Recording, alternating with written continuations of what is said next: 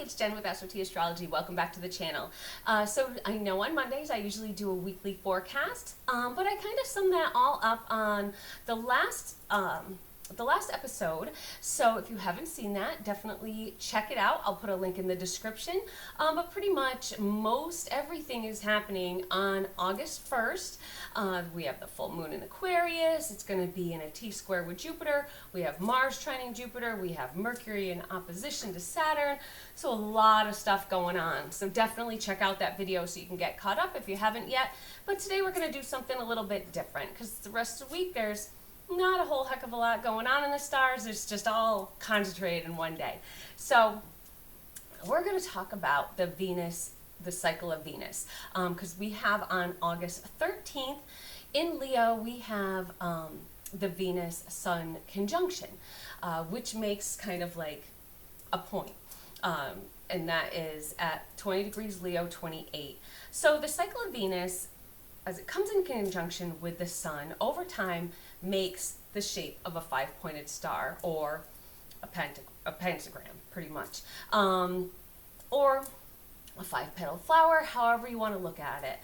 So Venus is the ruler of, money, beauty, love, and it's really ironic when you think about it because in tarot, because everything kind of blends when you get into like the occult sciences. So in tarot, pentacles have a five-pointed star on them. If you have a tarot deck, I have a couple, and they all are, most are represented by the five-pointed star pentacles, and that also represents, kind of likens to the earth signs. So, Venus makes this pentagram shape in its cycle, and it is an 8-year cycle, and it goes on when it's retrograde like it is this time. It takes 8 years to complete that cycle. So 8 years ago it was in a very similar place in Leo than it is now. So and that's going to be every other, and then so that's about every once a year or so, and then every 9 months we have the opposite. So it's kind of does a little leapfrog. So this one's going retrograde, and then the next one it will be going Venus will be going direct. So the last one we just had was on October 22nd, and that was in Libra, and so that one was really interesting, really poignant for me. So that one, so we call it star points. So that one, it's not in this cycle, but it's kind of in its own cycle. The direct, when Venus is direct, it kind of makes its own five-pointed star cycle, and then when it's retrograde, it makes its own. Each one takes about eight years to complete. So again, this is the Venus star point. Ariel Gutman is an astrologer that kind of came up with this term. She coined that term, and I just find it extremely fascinating. So, as I said, the last one, just to kind of get a little bit of a background, on October 22nd, 2022, it was Cazimi, which means it's in the heart of the sun. So being in the heart of, or being Cazimi, means that it was within 17 minutes of exact. So it's, it's very potent. The energy is extremely potent. So, and that kind of almost like activates the heart chakra. So I remember on that day, I knew that the Cazimi was happening, and I knew that that star point was taking place with that conjunction, and we all kind of sat and said a little prayer for emotional healing, healing of our hearts. So, if you've watched my channel, that I've told this story lots of times, but it was about a week before that. It was on October 17th, so about 5 days before, and we had adopted a dog, and I had 2 cats. They were 10 and 11, and loved them with all my heart. I'm a very cat person. You see my cats running around in the videos all the time, and unfortunately, we came home to a tragedy that happened. The dog did not like cats. We had no idea. So, needless to say, we did bring the dog back to the adoption, but it was pretty much one of the worst days of our lives. And it was very hard to find, in your own home, your beloved pets, which I look like as children, and I'm sure a lot of you out there have pets that you feel the same way, seeing that happen to them. We're having a really hard time. I had my kids over, and we all, on this day, during the exact moment of the star point, or the Venus and Venus-Sun conjunction, we all sat, we did a little moment of silence, and I always say, so the cats that I have now, it was really soon after that I found out from a friend of mine that a cat had babies in an apartment complex. I guess she left them, someone took the babies, threw them in the dumpster. My friend's friend found them, nursed them, they were a couple days old, and they said, he said, do you want them? So deducing back, we kind of pinpointed it that they were born on that day. There's one in the background now. But, that's just, I feel like they are the ones that healed me from that, what happened, and they really have. I was just really depressed after that. But anyway, I kind of just shows how that energy can be really potent. So, I always call them, my miracle kittens, miracle straight from heaven. They helped us heal, and my husband, because they're a little nutty, he doesn't always agree with that, but, he does deep down inside. So anyway, just checking my notes here. So again, we talked about the Cazimi. So this is 2 Cazimis in a row, and they're very rare.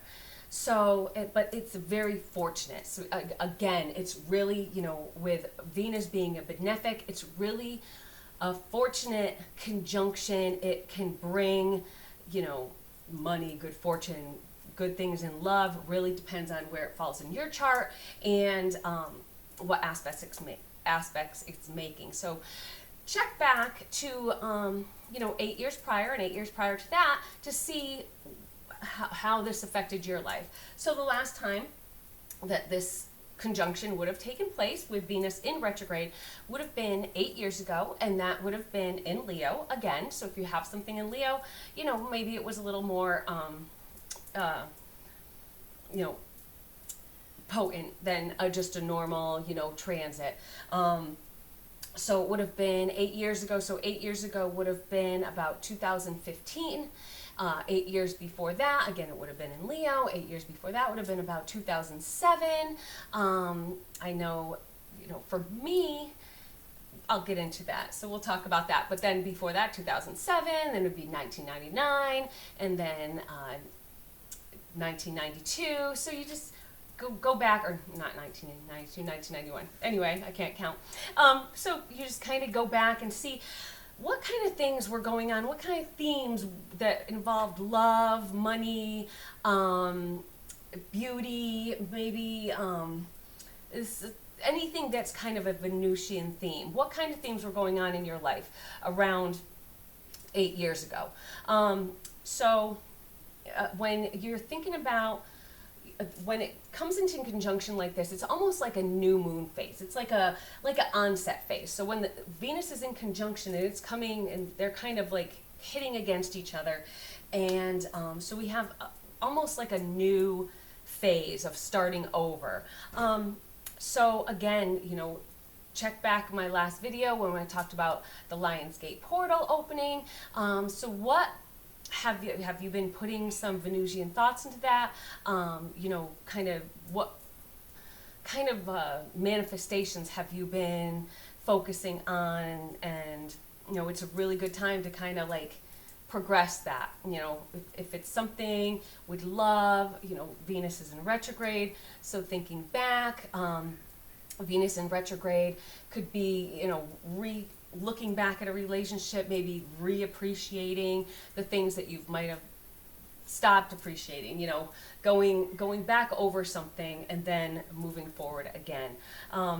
So you want to really take this time to freely and sincerely share that love intentions with the people that you love. Really let them know. It's a great time to just kind of open your heart to people, let them know how you feel. It never hurts to tell someone that you care about them and that you love them. It only can bring happiness, I would think.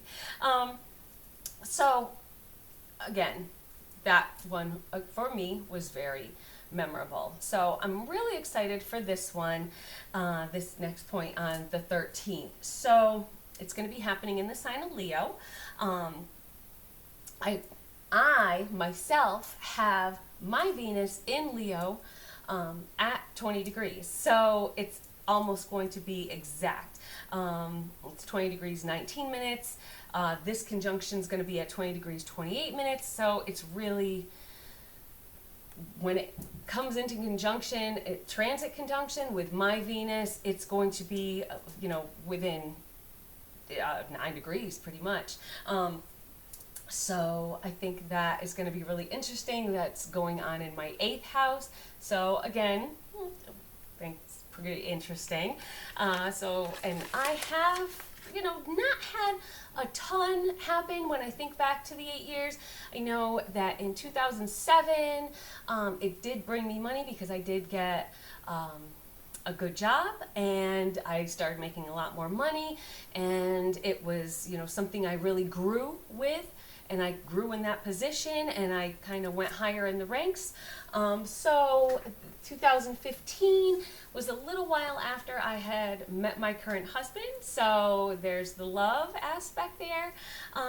So it's going to be very interesting to see what this year has in store for me. So again, the star cycles happen in the 2 different cycles. We have a morning star cycle and then an evening star cycle. So when it's a morning star, we'll talk about the evening star first because this is the one that's going to be happening.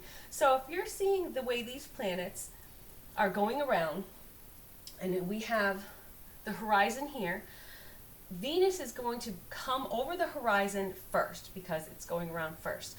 So that means it's going to be the evening star. And then, the next cycle that's going to come up where Venus is not retrograde, it's going to be behind the sun because it moves faster. So when it comes in conjunction, it's kind of coming up behind the sun instead of smashing into it like it is when it's retrograde. So when the sun comes over the horizon first and then Venus comes over second, that means it's the morning star. So I know that can get a little confusing. We're going to talk about it a little bit more. But again, it's a leapfroggy. So this time, morning star or evening star, on the 22nd of last year, it was the morning star. So it's just kind of flip-flops back and forth, and it's going to just keep doing that.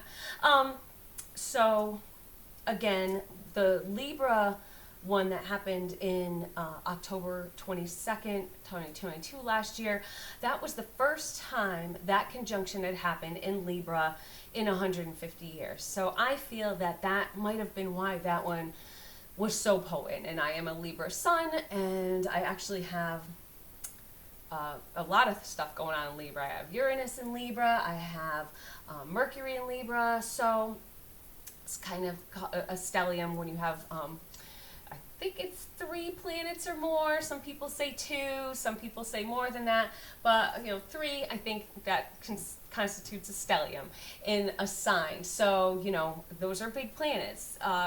Uranus change.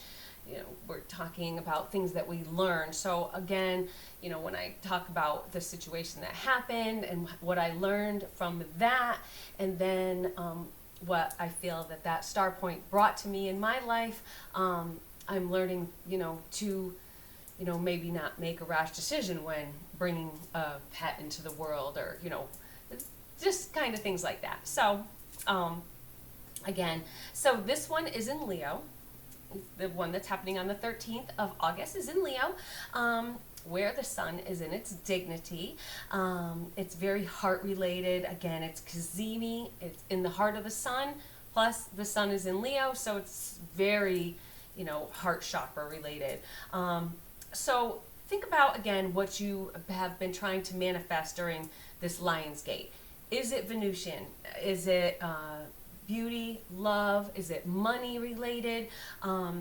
If you really want to focus on it at the time that it becomes exact, take a rose quartz, put it on your heart, open that heart chakra, close your eyes, and just really manifest. Really kind of spread that love, take in that love, really feel it.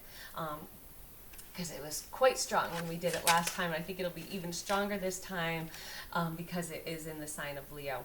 So this is what we call, too, an inferior conjunction. So this is, again, going back to the morning star, night star. So it's an inferior conjunction is when the Venus is in retrograde.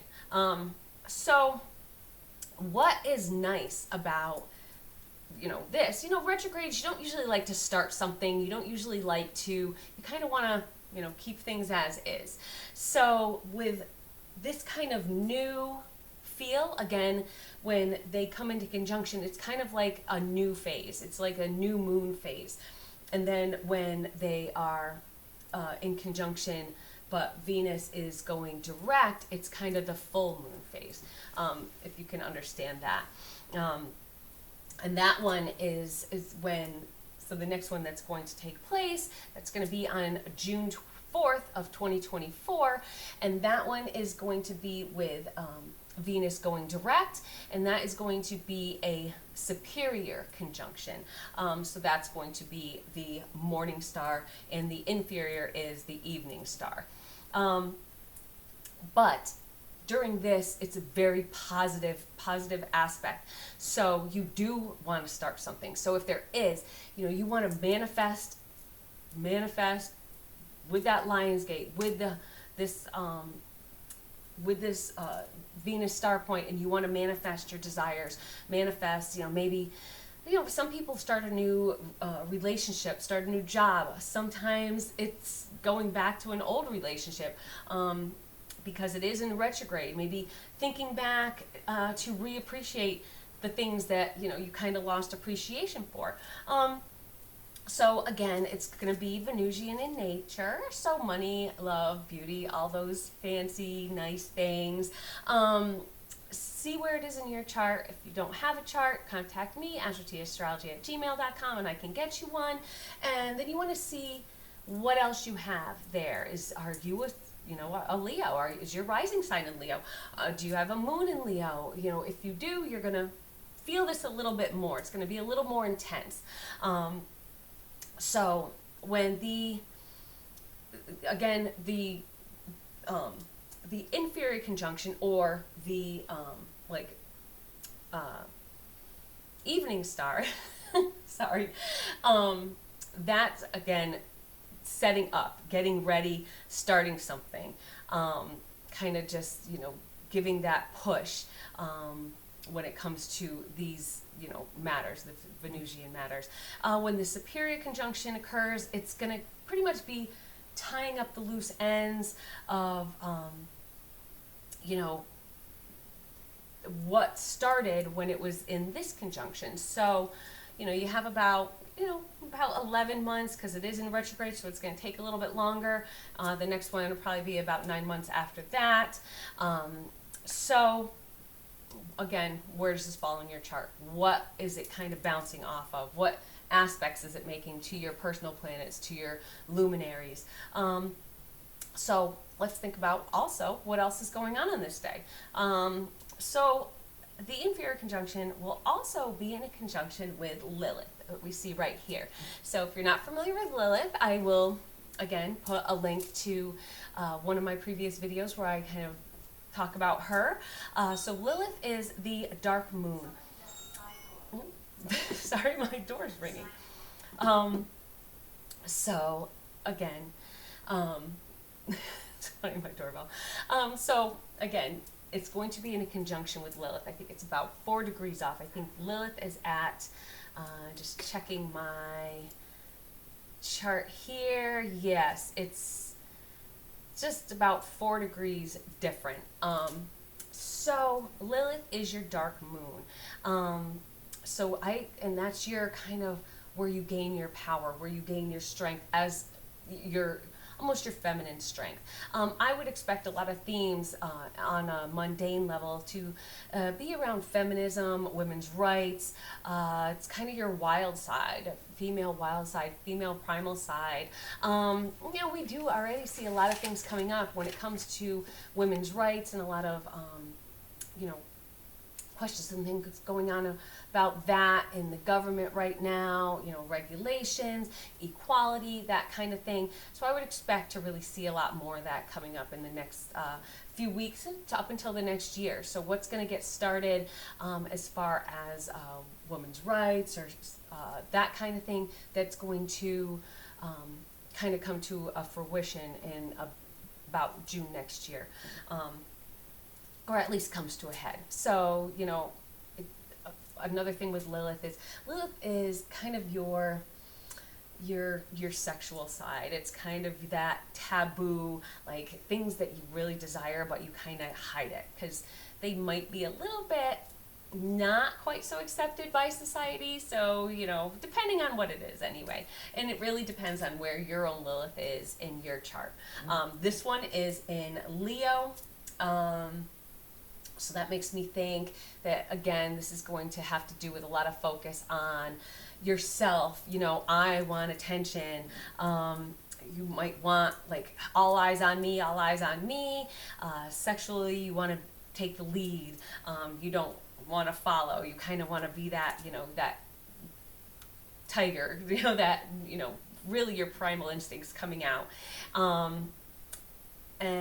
you want to also be careful, because with this conjunction and with her intensity, you want to not make a bad decision thinking with your heart and not with your head. You want to, do the right thing. You don't want to just do something so you do get that attraction that you want. So you don't want to, flirt with people so you get attraction when you're already married. Maybe, he's not paying as much attention to me at home. You could have a fantastic marriage, but you don't want to do anything to, because too much is sometimes, like I say in other videos, even though Venus is a benefic, if you have it square to something else in your chart, if you have it, in opposition to something else in your chart, if it's, maybe in a conjunction with your Mars, for instance, you want to be careful. You don't want to do anything that's going to be harmful in the long run. So this Venus conjunction is in a square with Uranus. So this is another kind of flag for this one, because Lilith's in there also. We have it square with Uranus and Taurus. Now these are two fixed signs. You don't want, Uranus about change, upheaval, like sudden, a shock. You don't want to disrupt your life, if you have a good life, by making a rash decision because you want all eyes on you.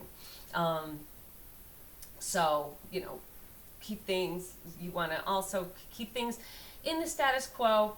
Uranus and Taurus, it's still in a fixed sign. Leo is a fixed sign. So, how are these things going to reflect in society? What's in a fixed sign? What's going to change? What is going to, Uranus could spur something, maybe again within women's rights, maybe within,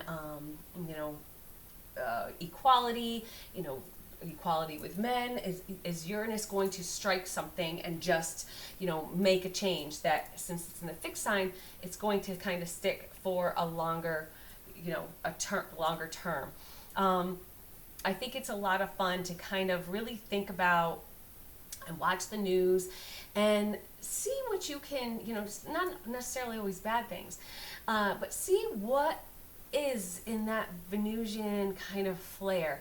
What is going on in the world that's love related, that could be, taboo because of Lilith being right there. What could be money related? What could be about women's rights, changing things? One thing I kind of thought about was the Barbie movie coming out. So, Venus is in retrograde. Barbie's like an older time toy. They're kind of bringing it back to the forefront, putting it in the limelight. Putting it in the limelight. Leos love to be in the limelight. So that Venusian going back, bringing it to the nowadays, putting it in the limelight. Barbie is all about, she's got power. Barbie, even though she was beautiful and had great style, Venus, and she could do anything. She was a pilot. She was anything you could think of. I had a Barbie plane that she was flying. She could be a doctor, a nurse, a lawyer. Like, there was Barbies for everything. So Barbie could do whatever. And it's funny, one thing I always tell my daughter is, you want to be that independent woman. You want to be powerful. You want to be secure. You want to be secure in your own self. Like, I can take care of myself, and men are a bonus. And you think about Barbie and you think about Ken. Ken's kind of her bonus. And it's just, fits what's going on in the time right now. She's the one that's in the limelight. And, and I think, I haven't seen the movie, but it looks like it does bring up a lot of kind of taboo subjects, women related. So, or she does things that, you wouldn't expect. So I'd like to actually see it and, see how this whole conjunction's going to figure in on that. I think that would be a lot of fun, and kind of putting it into like a reality almost. So lastly, we have a bit of a separating trine going with this conjunction with Chiron. So Chiron is your wounded healer. It's that part of you that's been harmed in the past. This may help with righting any wrong. Again, Venus is in retrograde. They're coming together, focus on you. So you want to, maybe the world will focus on the wrongs that have been done to women, or to just, feminism in general, to maybe kind of bring things to the forefront, to really, get everyone equal in this world. You want to be out there. You take this, if you're a woman, well, if you're not, anything that you are, but especially all you gals out there, take this, be confident, use that Leo pride, be strong, and also be sure to subscribe, and hit the notification bell. And I am going to get going, but I want you gals to be out there manifesting something positive for your lives. If you want to comment what those positivities are, what you're going to be manifesting, I'd love to hear in the comments. So again, like and subscribe, and I will talk to y'all soon. Bye-bye.